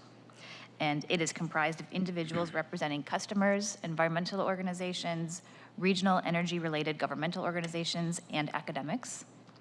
The panel was convened for 7 meetings since our last IRP. And these industry experts can dedicate time investigating modeling assumptions and resource inputs to ensure that we have input from a diverse group of advisors that represent our customer interests. Now I'm going to hand it off to Paul to get into more of the details. Thank you, Siobhan. So as Siobhan mentioned, an integrated resource plan is an evaluation of customer power needs and power supply resource needs. Toward that end, every 2 years, Seattle City Light produces a 20-year plan that is approved by City Council and filed with the Washington Department of Commerce by September 1st. For the evaluation of loads and resources in the Integrated Resource Plan, we use 30 years of weather traces to simulate hourly values for the 20-year study period. 20 years of future simulated hourly loads are compared to 20 years of future simulated hourly generation from City Light's resource portfolio to check whether City Light's resource portfolio can produce power greater than or equal to the power needed by City Light's customers. The resource plan is a requirement of Washington law, which requires all electric utilities with more than 25,000 customers to develop comprehensive resource plans every 2 years that identify strategies to meet their customer electricity needs in the short term and the long term that gets approved by their governing body and filed with the Washington Department of Commerce by September 1st. As Dawn mentioned, City Light is required to file a resource plan every 2 years that is either a full integrated resource plan or a progress report. A progress report reflects changing conditions and provides updates on the progress of full integrated resource plans. City Light produced its last full IRP in 2022 and will produce its next one in 2026. The 2024 resource plan is a progress report that addresses changes in customer power needs, changes in our existing power supply, and changing assumptions on new energy resource technologies and costs over the 20-year period from 2024 to 2045. The analysis for the 2024 progress report started with the energy efficiency targets from the 2024 demand-side management potential assessment that was approved by City Council. The 2022 IRP, the 2024 demand-side management potential assessment, and the 2024 IRP progress report that we're presenting on today use the same tools, the same processes, and similar assumption, with the main difference between them, the load forecasts. The load forecast used in the 2024 Integrated Resource Plan reflects the new policies for building electrification and transportation electrification. When we refreshed this IRP, as I mentioned, the biggest and most consequential change comes from significant increase in our load forecast over the 20-year study period. This plot compares load forecasts used in the last 2022 IRP to the load forecast we're using for this progress report. The plot shows megawatts on the y-axis and years on the x-axis, with lines for annual average loads in units of average megawatts and hourly peak loads in units of megawatts. Historic actuals are on the left in blue, forecast values for the 2022 IRP compared to the 2024 progress report on the right sides in shades of yellow, brown, and red. In 2024, which is one of the latest years included in both the 2022 IRP and the 2024 progress report, City Light's forecast for annual average loads in 2040 increased by 238 average megawatts, and the peak increased by 580 megawatts between the two reports. The increase in peak loads compared to previous expectation is driven by updated assumptions for electrification and building and transportation sectors. I'm actually going to hand it to Vereen Martin next to describe how this changing load forecast is changing the needed power supplies to meet that load. Thanks, Paul. The increase in forecast annual average loads, and especially the increase in forecast peak loads from the last slide, are the biggest drivers of the large increase in resource needs we see in the 2024 IRP progress report compared to the 2022 full IRP, as Paul was mentioning. This table summarizes the magnitude of City Light's needed wholesale resource additions and the recommended mix of resources. What we mean by wholesale resource is any utility scale supply side power generation project like a large wind farm or a solar project. On the left side of the table are the needed resources identified for the given milestones in the 2022 full IRP, and on the right side are the needed resources identified for the milestones in the 2024 IRP progress report. The timeframes that group the resources reflect the reporting periods required by the IRP filing. For example, the first 10-year reporting period for the 2022 full IRP was 2022 through 2031, and the first 10-year reporting period for the 2024 IRP progress report was 2024 through 2033. Where the 2022 report showed we needed 400 megawatts in the first 10 years of the study period, the 2024 IRP is now showing we need 1,825 megawatts in the first 10 years of the study period. That's an increased resource need of more than a factor of 4 in the next 10 years. As a note, though, as part of the R+ program, we've recently executed contracts for 87 megawatts of solar, so we've already made a little progress. Next slide, please. The wholesale resources needed that were shown in the last slide are in addition to the conservation resources identified by the 2022 and 2024 demand-side management potential assessments, which were used as inputs to the 2022 full IRP and the 2024 IRP progress report, respectively. Conservation resources encompass any source of power from the demand side or customer side of the grid. Notably, going from the 2022 IRP to the 2024 IRP progress report, customer solar programs increased significantly and demand response programs decreased, which is a result of a deeper analysis of the availability and cost of those programs done for the 2024 DSMPA, or Demand Side Management Potential Assessment. The subtotal for conservation resources is shown at the bottom of the table, and the grand total of needed resources is broken out at the bottom of the slide.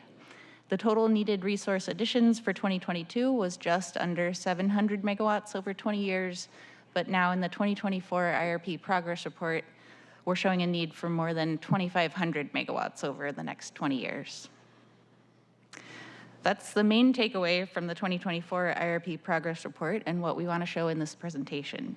The 2024 IRP progress report is showing a need for significantly more new resources than the previous full IRP in 2022 in order to ensure we can reliably meet load from now through the next 20 years. The rest of this presentation unpacks more of what's driving that resource need and shows the wholesale resource mix that can best meet our demonstrated resource needs. I'll hand it back to Paul. Thank you, Vereen. So in the 2024 progress report that's included as an attachment to the legislation, we're updating some graphics to show loads and resources with hourly values instead of using average values. Month-hour graphs are a way to show how daily load shapes change across a year and across the study period. This graphics key shown on the slide is an intro into month-hour graphs, which we used in both the written report and in the next couple of slides of this presentation. The stylized dark line is the load shape for a sample day of a month. It has one value for each of the 24 hours in a day. The graphics have labels for 1 a.m., 9 a.m., 5 p.m., or 1700 hours on the graphics, and a tick mark is present for every hour of the day. It's stylized, this example is stylized to look like a winter load with a morning ramp to show loads ramping early in the morning for lighting and heating, a lull in the middle of the day while people are at work, and then a ramp up of lighting and heating loads in the evening when people are getting home from work. The band around the stylized line is a simulation band that reflects the low and high values for that hour of a day in the month. Month-hour graphics, which you'll see in the upcoming slides, string together 12 panels like this, which is 12 panels of 24-hour periods to show 288 total data points, which is meant to reflect the load shapes across the year. The month-hour graphs show the shape of load for a single day for each month of the year. We think this is important because changes to the energy system means it's more important to evaluate every hour of the year to figure out periods of stress, and updating graphs to show hourly values is a way we are using to socialize the importance of that shift in analysis. As Paul described, this is the month-hour graphic with data for 24 hours of a day plotted for each month of the year along the x-axis, and megawatts are along the y-axis. The data that's plotted on this month-hour graphic shows near-term simulated load for the IRP update compared with actual recent extreme events. The black line is the median simulated load for 2025. And the shaded orange band shows the range of simulated load values for each month of 2025. The winter months generally have the highest overall system loads of the year due to heating and lighting demand and have 2 daily peaks, as Paul described in the previous slide. In the summer, you'll notice there's only 1 peak in the daily load shape instead of 2. People tend to follow the same daily routines, but in summer, the sun is up early and also up late.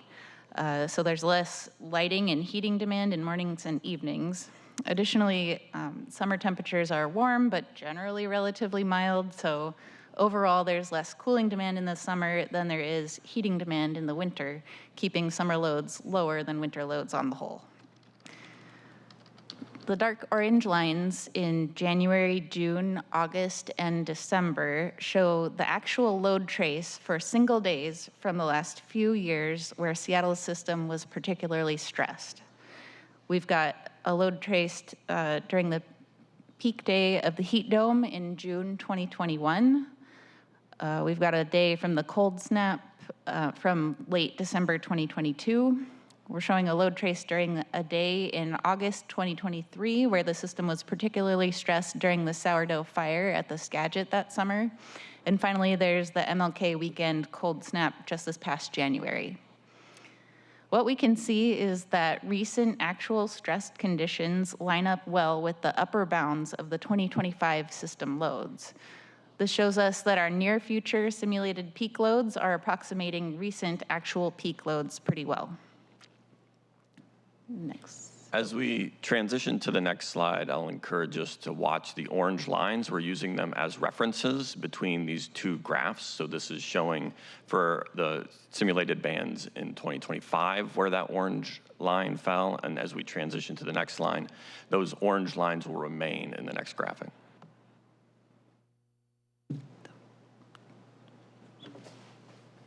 Right, this plot shows the simulated load and generation for 2035 from the IRP update, so 10 years farther in the future than we were looking at in the past slide.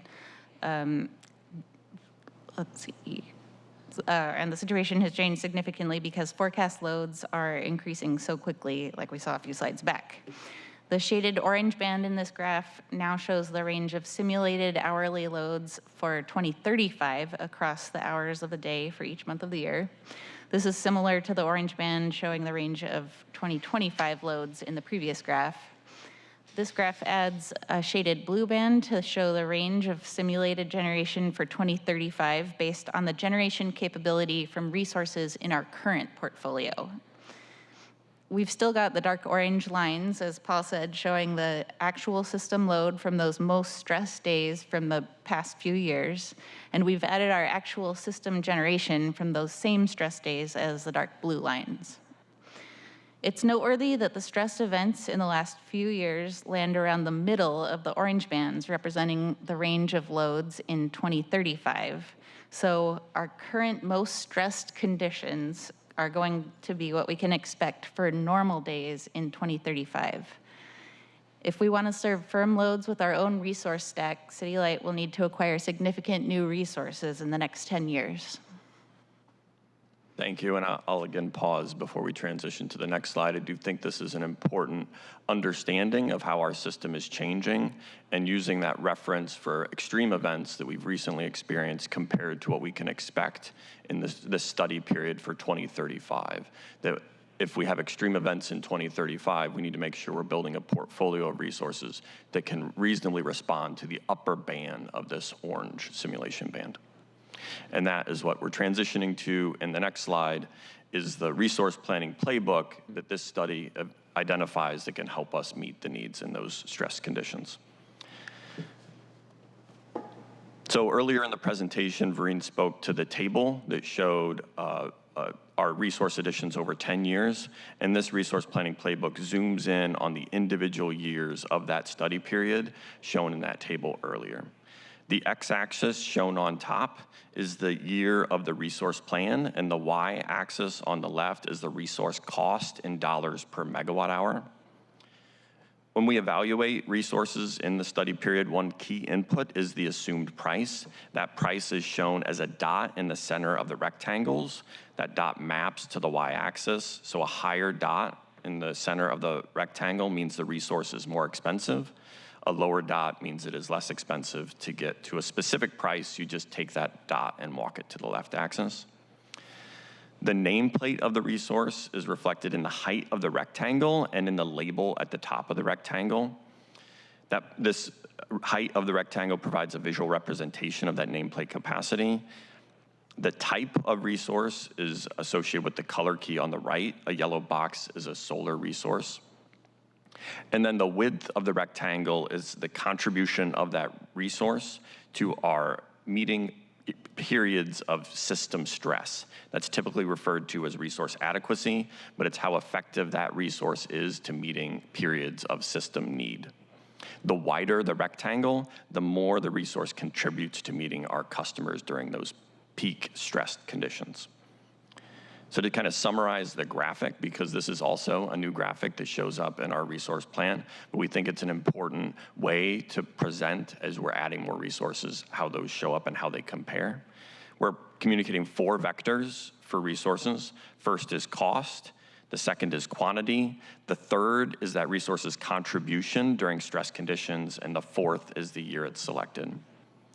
This resource planning playbook we think is useful for understanding how we can effectively meet customer power needs. The key conclusions of the report and of this graphic is the near-term need to add significant amounts of wind, solar, and batteries. That is the yellow, orange, and blue. Another conclusion is the selection of the enhanced geothermal resource as a power supply resource in the study. That is selected starting in 2032. Interestingly, 2032 was the first year in the study period that we made enhanced geothermal available to our resource planning tools that optimize resource additions to meet customer power needs.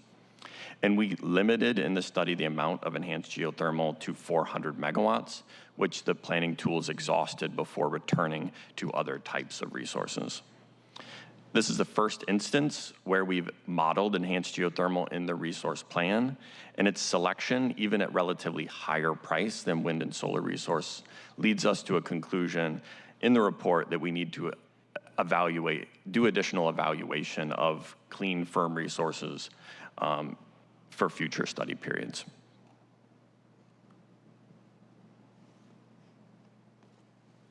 Thanks, Paul. Okay. To bring us back to the beginning, the 2024 IRP progress report is a refresh of the 2022 IRP using the same tools, same process, and similar assumptions that resulted in dramatically different results due to the significantly increasing loads that we're seeing. Customer electricity needs have increased as a result of the electrification of buildings and transportation. The study provides a resource planning playbook for the addition of wind, solar, batteries, and carbon-free firm energy resources to meet the growth in electricity needs. In the 2024 IRP progress report, we included enhanced geothermal as that representative carbon-free firm resource. In future studies, City Light will continue to evaluate carbon-free firm resource options that can reliably respond to changes in demand, including the additional hydropower, enhanced geothermal, small modular reactors, hydrogen, fusion, and other emerging technologies. Next slide. And finally, our requested action is to adopt a resolution that approves the 2024 IRP progress report, which will allow us to submit it to the Department of Commerce. Thank you.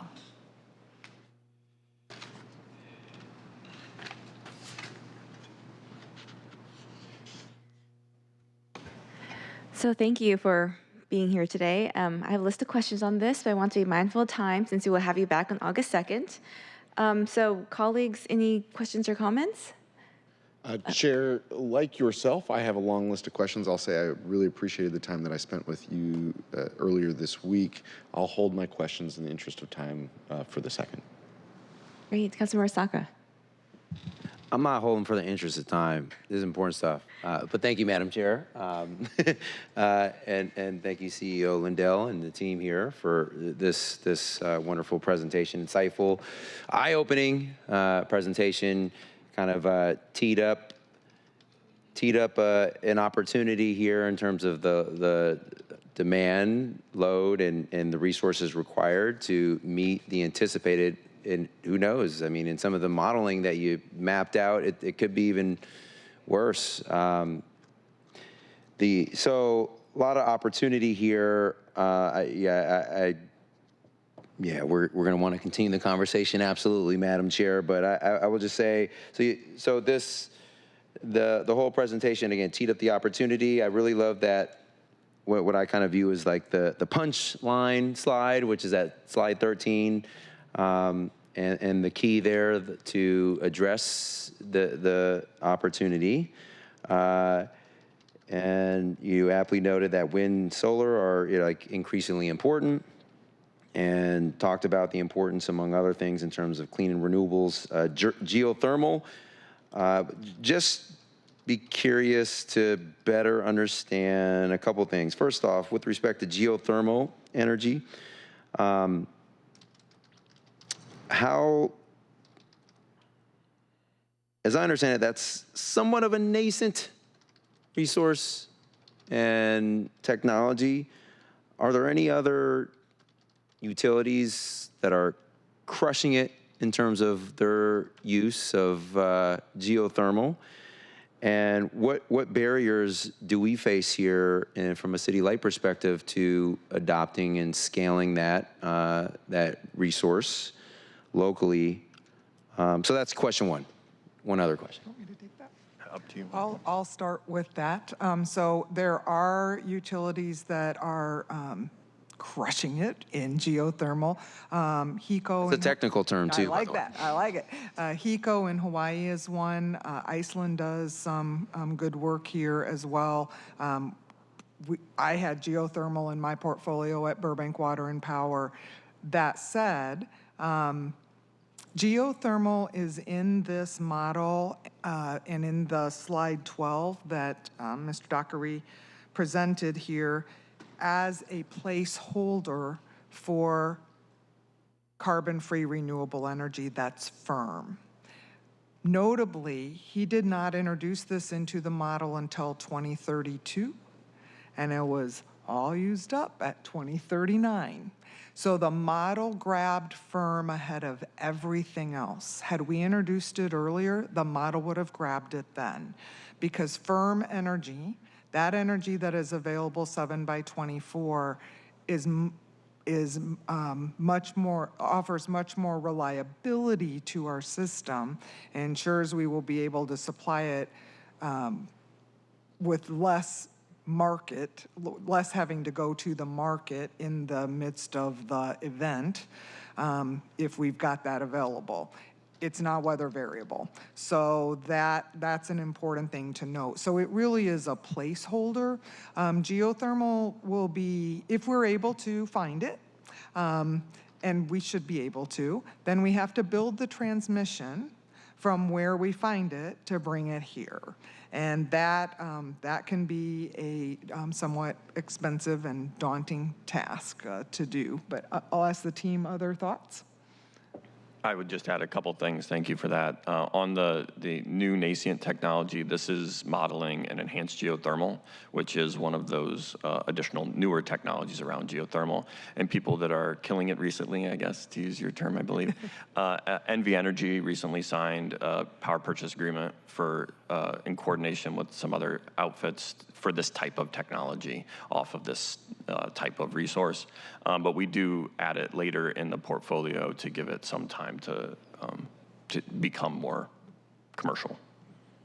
No, thank you. And so, yeah, that was, so you also answered another question I had is like geothermal, it sounds like it's definitely much less weather dependent than wind, for example, and more consistent, reliable source if we can find it.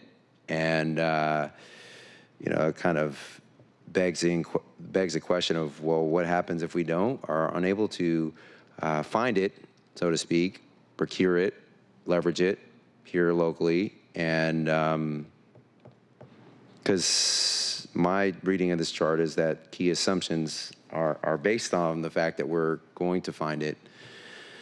So in any event, this is interesting stuff. I will likely want to do a deeper dive offline with you all about these various resources, but I think we should continue to explore, Madam Chair, colleagues, the assumptions baked in here and what that purports from a city policy and planning perspective. And yeah, but thank you. I geek out about this stuff, so yeah. We'll have plenty of time. So I want to acknowledge that further discussion is needed before voting on this resolution today. So we will not vote on it today, and we'll consider it for the August 2nd committee meeting. I too have questions regarding, Apollo will reach out to you, as well as maybe have these questions answered in the next committee meeting, but hoping to connect the dots from this IRP and how it informs setting rates and planning for future needs. And so would love to have a detailed breakdown of the projected cost for each proposed resource acquisition and how they compare to alternative options. We'll also like to know the metrics and benchmarks that will be used to measure the success and cost effectiveness of the proposed resource plan over time. So I will send these over. Thank you. So let's move on to quickly to our next item. Will the clerk please read item 4 into the record? Agenda item 4, a resolution related to the City Light Department adopting a 2025 to 2030 strategic plan update for the City Light Department and endorsing the associated 6-year rate path. For discussion and briefing. Thank you. So we heard from the City Light on their strategic plan update and the associated 6-year rate path during special committee on Monday. I think we were overly ambitious today on how much we could do and coming across time. So I'm so sorry to have to do this, but we'd love to invite City Light back to have this time for more discussion on the financial and rate path portion of the strategic plan on August 2nd. But looking at the time, so I apologize for running out of time, and look forward to a very robust discussion on August 2nd. So as a council member, we have to consider any proposed rate increases in the context of other proposed rate increases, such as the one recently announced by SPU, as well as other tax increases being requested by the city, such as the recent transportation levy. A 5.4 average increase looks like about a $6 jump for the average resident, but if the rates, quote, continue to increase 5% annually over until 2040, end quote, as the plan states, then by 2030, the average price jump is significant, and I'm very concerned about the impacts on the residents of Seattle. And so while we have a lot of questions and a lot of concerns, I want to be mindful of time today, knowing we have more time scheduled on August 2nd. So if it's okay, save our questions for August 2nd, and I will recommend pre-briefings between all of us ahead of that date and be able to ask that by next committee we have all the key assumptions driving the increased rates, possibly being able to compare to other rates scenarios modeled, and a breakdown of each customer category and how these increases may impact each of their rates. In addition to the request for details from the last IRP presentation. And so again, apologies. Let's hold our questions for a transparent and public discussion on August 2nd. I also encourage the public to provide public comment or attend the second public hearing on the integrated resource plan. So if there are no further questions or comments, we have reached the end of today's meeting agenda. If there are any further business to come before the committee before we adjourn. Hearing no further business to come before the committee, we are adjourned. Thank you.